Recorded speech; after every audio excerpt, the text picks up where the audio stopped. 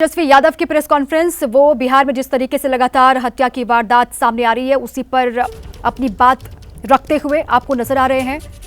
और बीजेपी नेता सुरेंद्र सिंह केवट की जो हत्या हुई है उसको लेकर तेजस्वी यादव ने बिहार की नीतीश सरकार को घेरा के, और लगातार जिस तरीके से मामले बढ़ रहे हैं और लॉ एंड ऑर्डर की सिचुएशन बनी है बिहार में, चुनाव होने हैं इसी साल कुछ महीनों के बाद, और चुनाव से पहले विपक्ष के पास एक बहुत बड़ा मुद्दा है कानून व्यवस्था का। तेजस्वी यादव प्रेस कॉन्फ्रेंस करते हुए विपक्ष लगातार सरकार को बिहार में घेर रहा है अलग अलग मुद्दों को लेकर। जिस तरीके से हत्या की तमाम घटनाएं बढ़ी हैं बिहार में, इसको लेकर क्राइम के ग्राफ को लेकर भी तेजस्वी सोशल मीडिया पर एक्टिव हैं और एक्स पर लगातार पोस्ट कर रहे हैं। नीतीश सरकार पर हमलावर खुद नीतीश कुमार को लेकर भी आरजेडी की ओर से लगातार तंज कसा जा रहा है, सवाल खड़े किए जा रहे हैं। आपको सुनवाते हैं। भी जो है भारी मात्रा में जो है इसी हिसाब से फॉर्म जो है फेंके जा रहे हैं। हो क्या रहा है ये तो इलेक्शन कमीशन को स्पष्ट करना चाहिए कि आप जो दावे कर रहे हैं 80% से अधिक जो है आप लोगों ने 11 जुलाई तक कर लिया है, तो वाकई में ये सच्चाई है या क्या है? अब इंटरेस्टिंग देखिए, ये वही चकाई वाला फॉर्म सब है, सब लोगों का।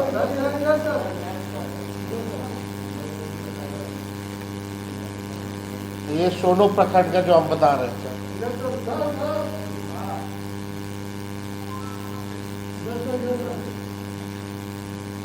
अब इसमें वो सामने भी है।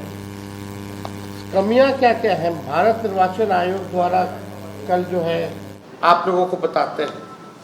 पहला, आयोग ने दावा किया है कि 80.11% मतदाताओं की गणना प्रपत्र भर दिए हैं, लेकिन ये नहीं बताया गया कि इनमें से कितने प्रपत्र सत्यापित, स्वैच्छिक और वैध तरीके से मिले हैं। अभी तक इसकी कोई क्लैरिटी जो है नहीं दी गई। फील्ड से लगातार ये सूचना हम लोगों को मिल रही है कि बिना मतदाता की जानकारी और सहमति से बीएलओ द्वारा फर्जी अंगूठा या हस्ताक्षर लगाकर प्रपत्र जो है उसको डाउनलोड जो है, अपलोड जो है वो किया जा रहा है। आंकड़े मात्र अपलोडिंग को दर्शाते हैं, जबकि आयोग ने प्रामाणिकता, सहमति और वैधता की कोई गारंटी नहीं दी है। आयोग का 80% मतदाताओं द्वारा गणना प्रपत्र भरने का दावा जमीनी हकीकत से पूरी तरीके से विपरीत है। प्रेस रिलीज में कहा गया है कि दस्तावेज बाद में भी दिए जा सकते हैं, लेकिन इस बारे में कोई स्पष्ट आदेश या एसओपी अब तक जारी नहीं किया गया है। ये बड़ा सवाल है कि अभी तक आपने जो है आदेश ही नहीं निकाला है और आप प्रेस रिलीज में कुछ कह रहे हैं, विज्ञापन में कुछ कह रहे हैं। सुप्रीम कोर्ट द्वारा दस्तावेजों में लचीलापन लाने की सलाह के बावजूद निर्वाचन आयोग ने कोई औपचारिक संशोधित अधिसूचना जारी नहीं की है, जिससे फील्ड में बीएलओ और मतदाता दोनों भ्रमित हुए।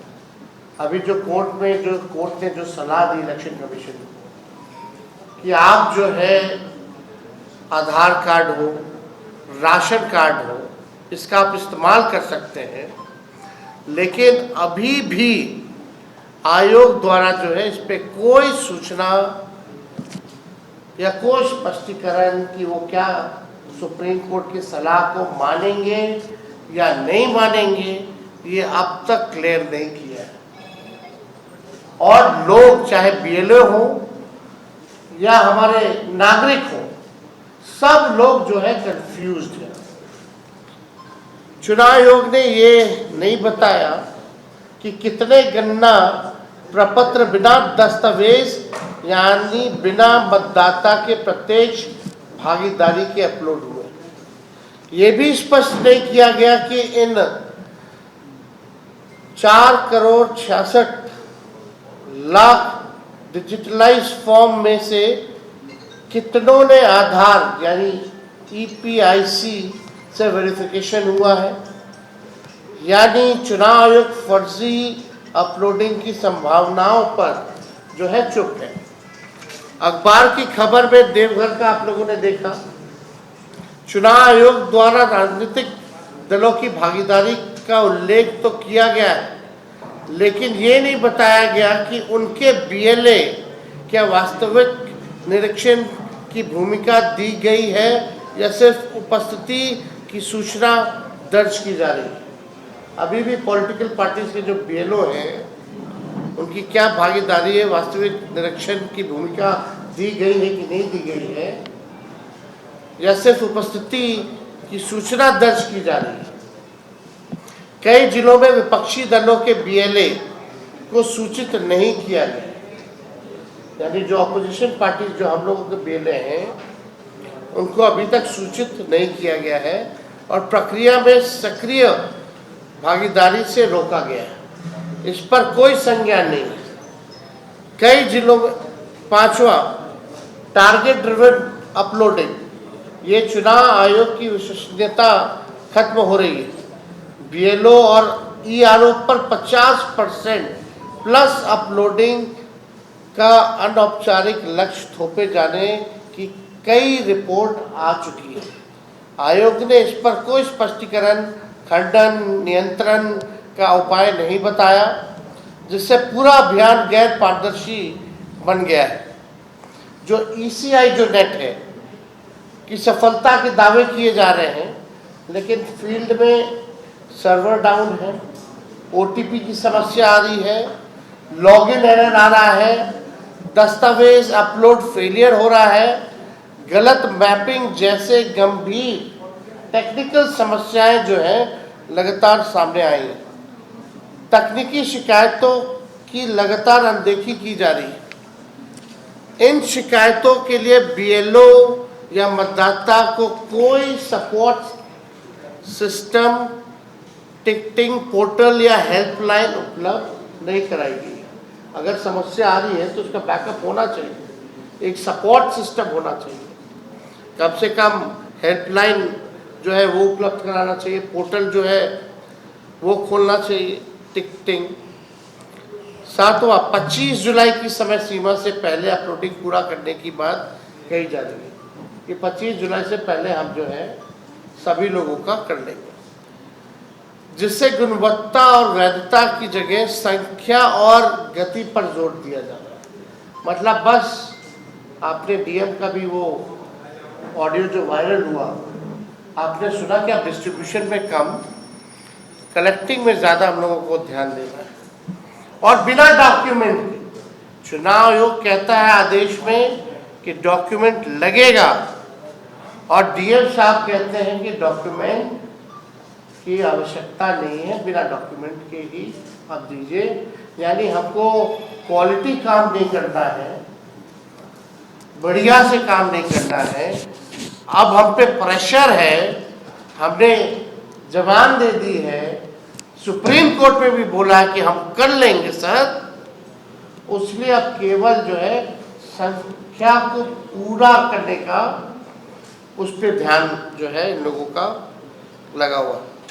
ऐसा प्रतीत हो रहा है कि चुनाव आयोग की ये SIR प्रक्रिया एक आई वॉश है।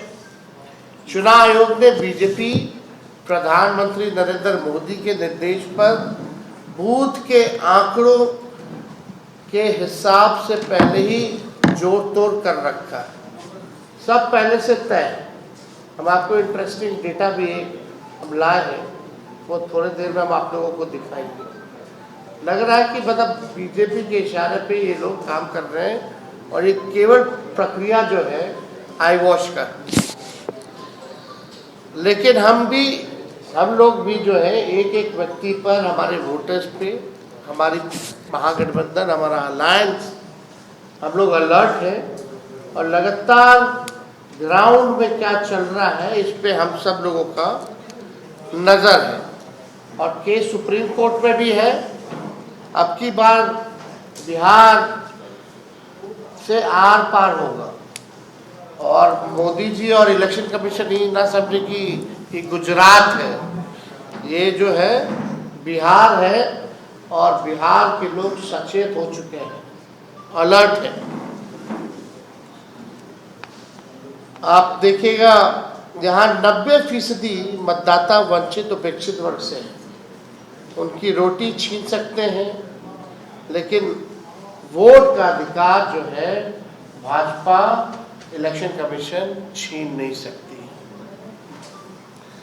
चुनाव आयोग की गरिमा, पारदर्शिता और निष्पक्षता की रक्षा के लिए हमने बार बार आयोग से आग्रह किया